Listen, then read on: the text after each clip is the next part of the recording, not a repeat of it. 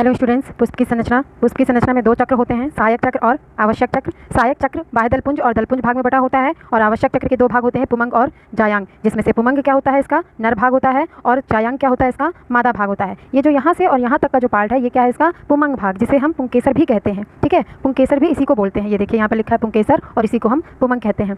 इसके भी दो भाग होते हैं, पुमंग के भी दो भाग होते हैं। कौन कौन से? पुतंतु और परागकोश। यहाँ से यहाँ तक का जो भाग है, यहाँ से यहाँ तक का जो लाइन दिख रही डंठल आपको, इसको हम पुतंतु बोलते हैं और ये ऊपर क्या है, ये परागकोश है। इन्हीं परागकोश के अंदर क्या होते हैं, परागकण बनते हैं। ठीक है, और जायांग जो यहाँ से और यहाँ तक का जो भाग है इसको हम जायांग कहते हैं और ये मादा भाग है, पुष्प का मादा भाग है। जायांग के भी तीन भाग होते हैं, पहला वर्तिकाग्र और दूसरा वर्तिका, तीसरा अंडाशय। ये जो ऊपर ये टोपी से संरचना दिख रही है इसको हम वर्तिकाग्र बोलते हैं और ये जो बीच में ये यहाँ पर जो ये संरचना है इसको हम वर्तिका बोलते हैं और इसके सबसे नीचे वाला जो भाग है जो फूला हुआ दिखाई दे रहा है वो क्या है, अंडाशय। ठीक है, ये जायांग के तीन भाग हो गए। इन्हीं अंडाशय के अंदर क्या होते हैं, बीजाणु बनते हैं और यही बीजाणु और परागकण मिलकर के एक नए बीज का निर्माण करते हैं। ये बाह्य दलपुंज जो है, ये बाह्य दलपुंज ये हैं, बाह्य दलपुंज हरे रंग के होते हैं।